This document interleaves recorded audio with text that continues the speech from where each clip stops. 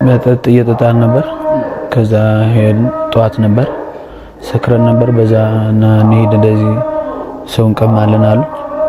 ሄደን ቀምተን ወሰድን። ስልክ ሸጥ ነው። እኔ ከኋላ ወርጄ ከገናት ነው የሚባለው ልጅ ጋር ሆኜ አንጋርኳቸው ሁለቱንም። እኔ ወንዱን ያዝኩ፣ እሱንም ሴቷን ያዘ። እንደዛ ከዛ ሩጠን መኪና ውስጥ ገብተን አመለጥን። ፊጋ አካባቢ ነው ጠዋት 11 ሰዓት አንድ ግለሰብ ተበዳይ ግለሰብ በእግሩ እየሄደ ነበር። ከዛ ወደ ጨለማ ገባና አንዱ ከኔ አባሪ አንጎት ሲይዘው እኔ ደግሞ ሂጄ ከኪሱን ስልክ ነበረው ወሰድኩት። ጠዋት ነው ማለት ነው። ከዛ ሄድን። እኛ ደግሞ አራቱን እንምንሄደው። ከዛ አንዱ አንጎት ይዛል፣ አንዱ ሹፌር ነው፣ አንዱ ደግሞ ሰው ይጠብቃል፣ አንዱ ደግሞ ይፈትሻል ማለት ነው። ኪስ በየካ ክፍለ ከተማ ነው በእንትን አካባቢ የቀለም እንትን ነው የኮተቤ በዛ አካባቢ ነው። ኮተቤ አልፈ በዛ እየሄድን ነበር። እኛ ሶስት ሰው ሆነን ከዛ ሄደን እየተመለስን አንድ ሰው ነበር አግኝተን እሱን አንገቱን አንቀን ስልኩን ወሰድ። እዚህ ቦሌ ሚካኤል እዛ አራቱንን ሰው መንገድ ላይ የሄደ አንገትን ይዘን ስልኩና ብሩን ወስደን። እኔ ሹፌር ነኝ የነበርኩ በዛን ሰዓት እና ሶስት ልጆች ደግሞ ከኔ ጋር ከዛ ሁለቱም ወርደ ነው አንገም ይዙ። ከዛ እኔ በዛን ሰዓት እነሱ አንጋርጎ ሲገቡ እኔ እጃቸው ነው የሚሄደው። እነዚህ ወንጀል ፈጻሚዎች በለየት ባለ መልኩ በቡድን በመደራጀት ብቻ አይደለም አቅማቸውንም ከፍ በማድረግ በተሽከርካሪ በመንቀሳቀስ ጦር መሳሪያም በመጠቀም በነዋሪው ላይ የተለያዩ ወንጀል አሰቃቂ የሆኑ ወንጀሎችን እየፈጸሙ በተለይ ፍጹም የሆነ ጭካኔ የተሞላበት ወንጀሎችን እየፈጸሙ የሚሰወሩበትና እነዛን ከተሰወሩበት ቦታ ይዘን ለግ የማቅረብ ስራዎችን አሁን በአሁኑ ሰዓት እየሰራ እንገኛለን። እነዚህ ተጠርጣሪዎች በሁለት ከፍለን ማየት እንችላለን። አንደኛው ቡድን ተሽከርካሪን በመጠቀምና ያለ ተሽከርካሪም እየተንቀሳቀሱ ሰዎች ወይ ዜጎች በምሽት ብቻቸውን ወይ ሁለት ሆነው በሚንቀሳቀሱበት ሰዓት ምናልባትም እነዚህ የሚንቀሳቀሱ ሰዎች ውድ የሆኑ ሞባይሎችን፣ ላፕቶፖችን፣ ጌጣጌጦችንና የሀገር ውስጥ የሚሆኑ የውጭ አገር ገንዘቦችን ይዘዋል ብሎ የሚገምቱትን አስቀድሞ በማጥናት እየተከታተሉ ከኋላ ሄዱ በማነቅ መሬት እያንፈራፈሩ ራሳቸውን እንዲስቱ ካደረጉ በኋላ መሬት ላይ በመጣል ያላቸውን ሁሉ ከቀሙ ወይ ከዘረፉ በኋላ ወዲያው በተያዙ ተሽከርካሪ ባዘጋጁ ተሽከርካሪ ወይም በተከራዩ ተሽከርካሪ ከአካባቢው የመሰወር ወንጀልን የሚሰራ ቡድን ነው። ሁለተኛው ቡድን ደግሞ የጸጥታ አልባሳትን በመጠቀም የጸጥታ አካል በመምሰል የአዲስ አበባ ፖሊስን በመምሰል የፌደራል ፖሊስን በመምሰል ሐሰተኛ የጸጥታ አካላትን መታወቂያ በመጠቀም የህግ አካል መስለው አስቀድሞ በሚያጠኑት አንዳንድ የተወሰኑ ባለሀብቶችም የግለሰቦችን ቤት በማውጣት እየገቡ የጸጥታ ኃይልን ለፍተሻ ነው የመጣ ነው፣ ፍርድ ቤት መያዣ ትዕዛዝ ይዘናል፣ ሰው እንፈልጋለን በማለት እየገቡ የሚፈልጉትን ውድ ጌጣጌጦችን፣ ገንዘቦችን እና ሌሎችም ይጠቅሙናል የሚሉትን ሁሉ ዘርፎ የሚሰወር ቡድን ነው።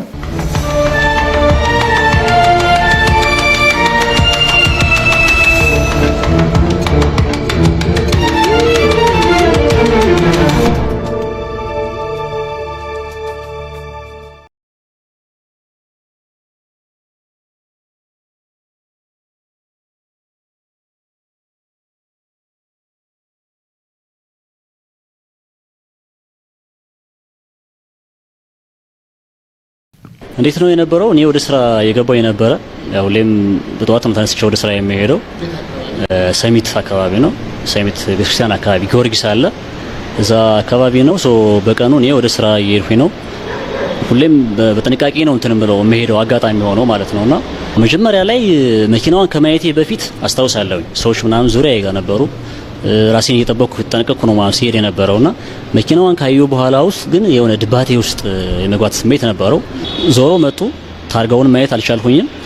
ክሮስ አድርገውኝ ከሄዱ በኋላ ራሱ ምን እንደተፈጠረ አላስታውስም ተመናገር በኋላ ላይ ከነቃው ምናምን በኋላ ሃንግ አድርገውኛል። ብዙ ናቸው። ፊት ለፊት መጥቶ በቦክስ አንኛው ሲመታኝ ራሴን ሳትኩ ማለት ነው። ወድቄ ያለው ምናምን ሰዎች በአካባቢውም አልነበሩም እና የተወሰነች አንድ ልጅ እንደ ኢሉዥን እንደ ቅዠት ነው የሚባለው እንደዛ ነውና ቀናስን ምን ሆነ ነው ምናምን ትለኛለች። ሃንግ እንደተሰራው ያወቁት ከዛም በኋላ ነው። ይሄ ወንጀል የተሰራብኝ ሰንሻይን የአረጋውያን መጦሪያ አካባቢ ነው። ሁለተኛ በር ማለት ነው ሰሚት እና ጠዋት ጥቅምት 26 12 ተኩል ላይ ነው ይሄ ነገር የተፈጸመብኝ ማለት ነው። እና ከቤት ሲወጣ ከቤቴ 200 ሜትር ይሆናል ከቤቴ ወጥቼ ማለት ነው። እና ሲከታተሉኝ ነበረ። በአንደኛው የጎረቤት ሰው መስለው ተከታተሉኝ እስከ መኪናው ድረስ በቪክስ መኪና ነው የመጡት። አንደኛው ከመኪና ጀርባ ቆሞ ነበረ፣ ሁለተኛው ደግሞ ገቢና ውስጥ ነበረ። እኔ እነሱን አይቼ ነው አለፍኩት። እኔ አልፌ እንደው አንድ 50 ሜትር እንደተራመድኩኝ እና ከኋላዬ አንደቁኝ። በዛ ሰዓት የኔ ቃላት ተናገርኩኝ። በኋላ በቃ ራሴን አላወቅኩኝም ማለት ነው። ሜዳ ላይ አቧራ ውስጥ አገኘሁት ራሴን ከጊዜ በኋላ። መስከረም 27 ጠዋት 12 ሰዓት ከሩብ አካባቢ ነው ወንጀሉ የተፈጸመብኝ። ቦሌ ቡልቡላ 40/60 አካባቢ ነው ወደ ስራ እየሄድኩ የሆነ ቤትስ መኪና መታ ነበረች። እዛ ከኋላዬ መኪና እንደመጣው መኪና እንደቆመ ነው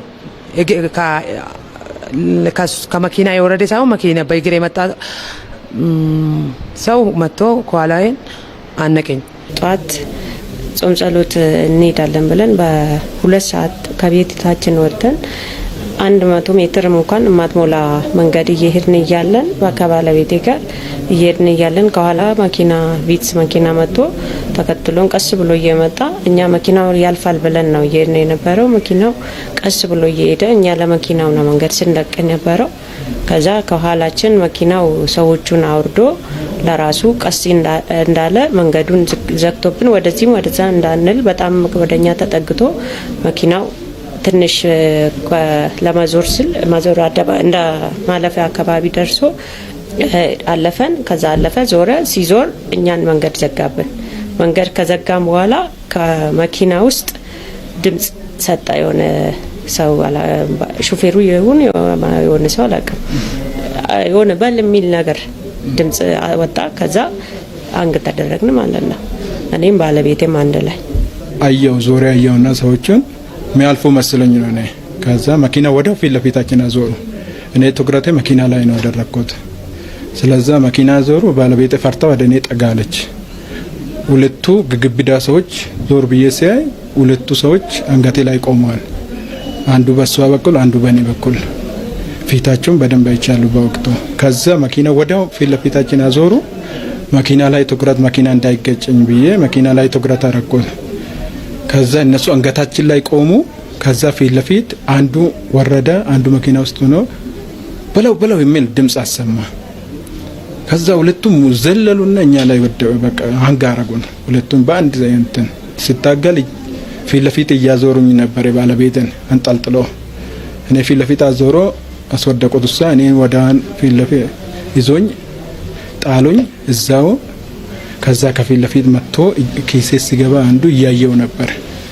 ይሄ በቃ አንጠላጥሎኛል። በቃ ሰውዬ በጣም ከባድ ነው፣ ግብዳ ነው። ምን እንደያዘው አላውቅም። ከዛ አንጠላጥሎኛል። ማውራት አይችልም። ለተወሰነ ሰዓት ደግሞ ራስን እንትን ብያለሁ፣ ደክሞኛል። በቃ መታገል አልቻልኩም። አይኔ ወደ እንትን እያለ ነበር።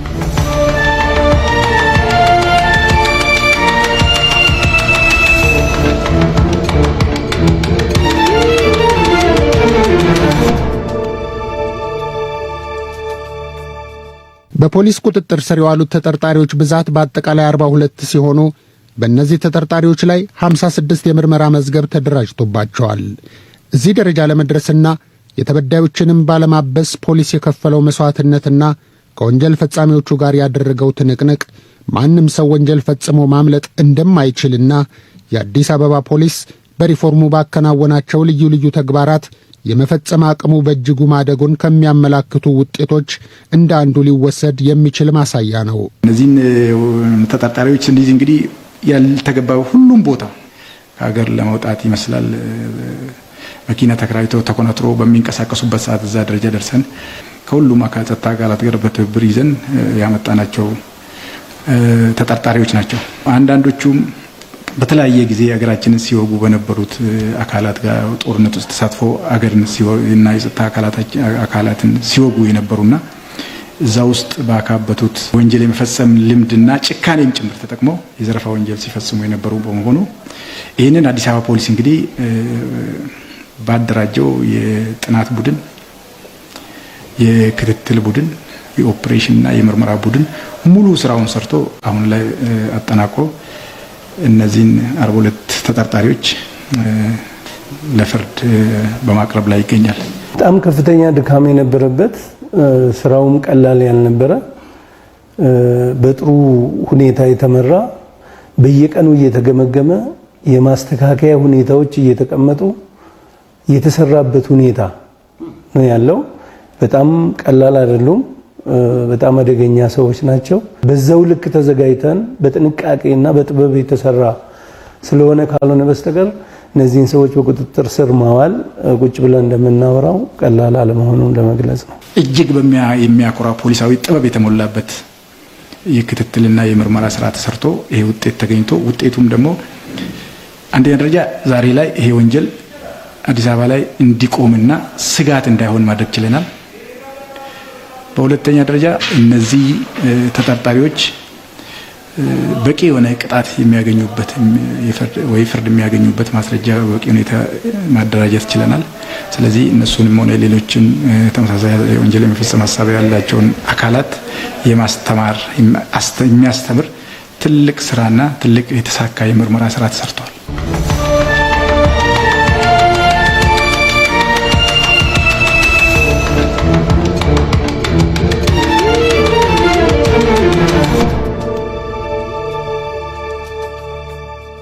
ወሰን አካባቢ እሱም ጠዋት ነው 12 ሰዓት በመኪና ላይ ነው። ከዛ አንድ ግለሰብ አገኘንና ሄደን አንዱ አንጎት አንቆስ ይዞ እኔ ደግሞ ሄጄ ከኪሱ እና እንትን መሳሪያ ነበረው ወሰድኩለት ማለት ነው። ሽጉጥ ከኋላ እንትን ማለት ነው ከጀርባ አስቀምጣት ነበር። እሱ አውጥቼ ወሰድኩት። እኔ መጀመሪያ ኪስ ነበር የምሰርቀው።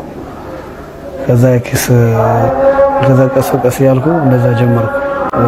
መስረቅ ከሰው ጋር ሆኜ ብሄድ ምናምን 22 ነበር ሰፈሬ። በመኪና ማንቀሳቀስ እንትን ነበር፣ በእግሬ ነበር የምሰራው። ከዛ 22 ዳውንታውን አካባቢ እዛ በአዲስ አስፋልት እዛው የቀማ ጠቀም ነበር።